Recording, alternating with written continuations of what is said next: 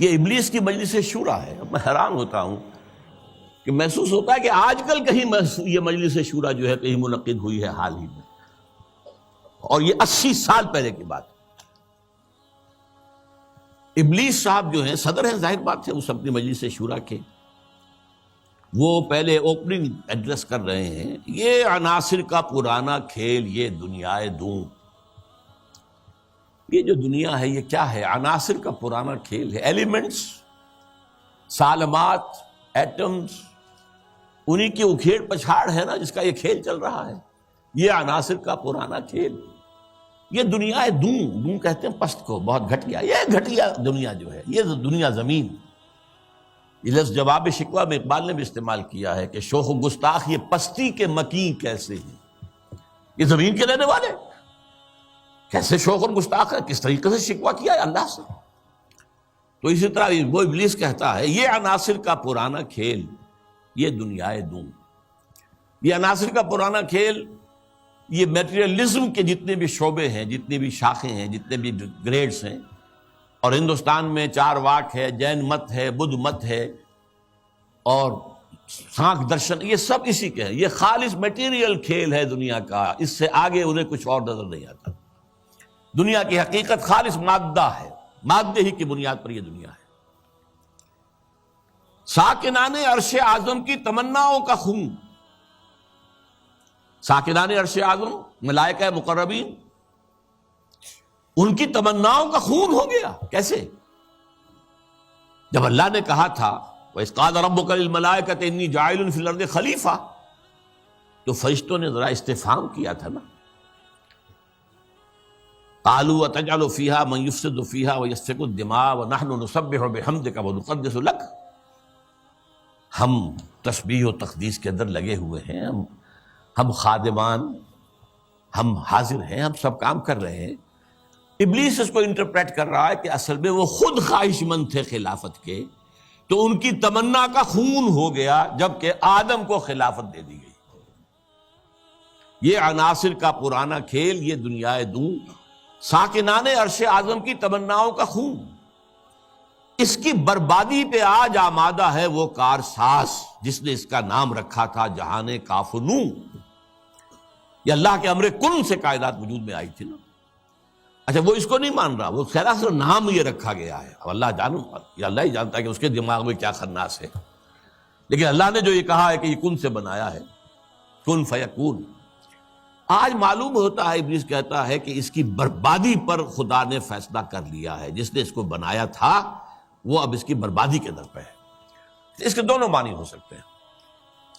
ایک تو یہ بھی کہ اسے محسوس ہو رہا ہے کہ قیامت قریب آ رہی ہے. یہ کھیل جو ہے اور یہ خیر و شر کی کشاکش ستیزہ کار رہا ہے ازل سے تا امروز، چراغ مصطفی سے شرار بولہبی. یہ جو ہے اب آخری اینڈ پہ آ رہا ہے اس ڈرامے کا. یہ ڈرامہ دکھائے گا کیا سین، پردہ اٹھنے کی منتظر ہے نگاہ. تو جیسے کہ یہ بات کہی گئی ہے کہ یہ ڈرامہ جو ہے اب ختم ہونے کو، اقبال نے بھی اس کو کہا ہے، دنیا کو ہے پھر مار کا روح و بدن پیش، تہذیب نے پھر اپنے درندوں کو ابھارا. اللہ کو پامر دیے مومن پہ بھروسہ، ابلیس کو یورپ کی مشینوں کا سہارا.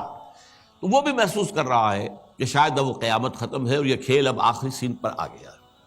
اور شاید اس کا مفہوم یہ ہو کہ اس دنیا میں ہم نے شر کا، شرک کا، الحاد کا، یہ سارے بے حیائی کا، بے شرمی کا، سودی نظام کا، انسانی حاکمیت کا، یہ سارا کھیل ہم نے بنایا ہے.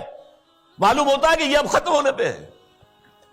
معلوم ہوتا ہے کہ یہ اب وہ جو کارساز ہے وہ اب اس کو آخری جو ہے اس مقابلے کے اندر ملیا بیٹ کر دینے کے در پہ ہے. اس کی بربادی پہ آج آمادہ ہے وہ کارساز جس نے اس کا نام رکھا تھا جہان کاف و نون. اور اس کے بعد اب لافزنی کر رہا ہے، میں نے یہ کیا، میں نے یہ کیا، میں نے یہ کیا، میں نے یہ کیا.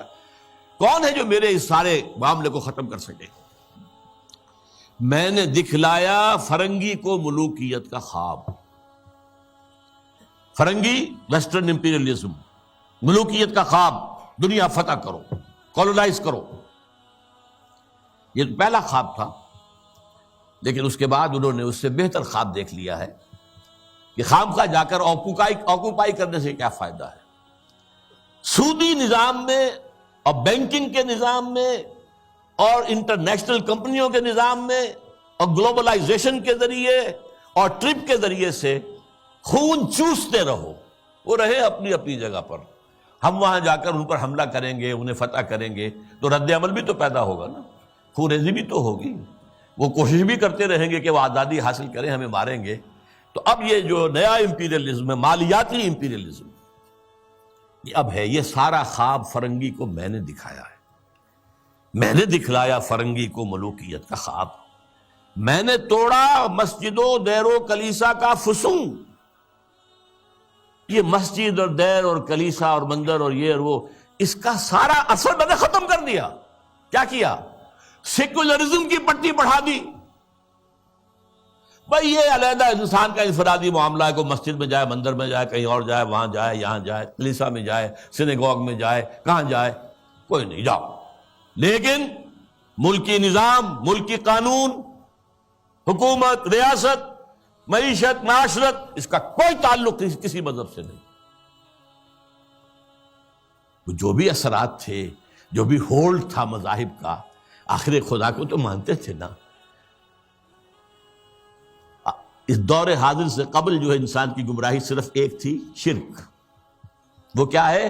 ایک بڑے خدا کے ساتھ چھوٹے چھوٹے خداؤں کو بھی ماننا، بڑے خدا کا انکار نہیں تھا۔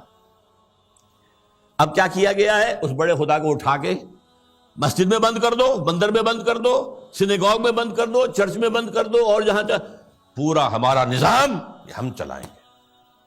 وی are the sovereigns, sovereignty belongs to us، ہم جو چاہے کریں۔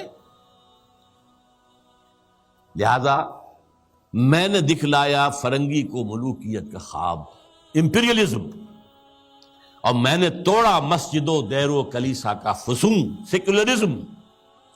میں نے ناداروں کو سکھلایا سبق تقدیر کا، ناداروں کو، غریبوں کو میں نے کہا بھائی ٹھیک ہے، یہ تمہاری قسمت ہے، تم کسان ہو، ہاری ہو، تمہاری قسمت یہی ہے، اس کی طرف سے ہے، رب کی طرف سے ہے۔ کوئی بغاوت کا خیال پیدا نہ ہو جائے، کہیں کو کھڑے ہو کر کوئی ریزسٹنس کی موومنٹ شروع نہ کر دینا، تقدیر ہے، طلب تقدیر، تقدیر کے حوالے۔ میں نے ناداروں کو سکھلایا سبق تقدیر کا، میں نے منعم کو دیا سرمایہ داری کا جنوں۔ یہ لفظ منعم جو ہے عربی کا، یہ منعم بھی ہو سکتا ہے، منعم بھی ہو سکتا ہے۔ منعم اس میں فاعل ہے، منعم اس میں مفعول ہے۔ منعم نعمتیں دینے والا، منعم جس کو نعمتیں دی گئیں۔ یعنی یہ بھی ہو سکتا ہے کہ پہلے جن کے پاس دولت ہوتی تھی وہ اس کو خیرات کرتے تھے، صدقات کرتے تھے، خیر کے کاموں میں لگاتے تھے، پن کے ثواب کے کاموں میں لگاتے تھے۔ میں نے اس کے بجائے کہا بیگم پاگل ہو گئے ہو، جمع کرو سرمایہ داری۔ میں نے منعم کو دیا سرمایہ داری کا جنون، اور جس کے پاس فاضل سرمایہ دولت اللہ نے دی تھی، اس کا جو طریقہ تھا کہ یسألونک ماذا ينفقون قل العفو، میں نے کہا نہیں، جو بھی ہے جمع کرو۔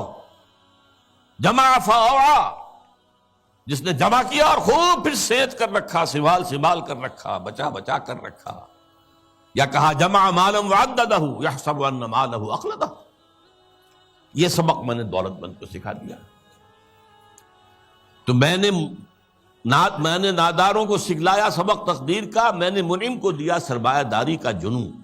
کون کر سکتا ہے اس کی آتش سوزاں کو سرد، جس کے ہنگاموں میں ہو ابلیس کا سودے دروں؟ کون ہے؟ میں نہیں ماننے کو تیار کہ ہمارے اس پورے کھیل کو کوئی طاقت ہے ایسی کہ جو ختم کر سکتی ہے۔ یہ لفظ نہیں کر رہا ہے، آخر کچھ خود سیلف ایشورنس کے لیے بھی کچھ ساتھیوں کی بھی دل بڑھانا ہوتا ہے نا۔ آخر چاہے آدمی دیکھ رہا ہو کہ I am fighting a losing battle, لیکن پھر بھی ساتھیوں کو تو برقرار رکھنے کے لیے دل بڑھانا، کوئی دل جوئی کرنا، کوئی حوصلہ دینا۔ کون کر سکتا ہے اس کی آتش سوزاں کو سرد، جس کے ہنگاموں میں ہو ابلیس کا سودے دروں، اور جس کی شاخیں ہوں ہماری آبیاری سے بلند؟ کون کر سکتا ہے اس نخل کہن کو سرنگوں؟ بس یہ خطاب تو ختم ہو گیا۔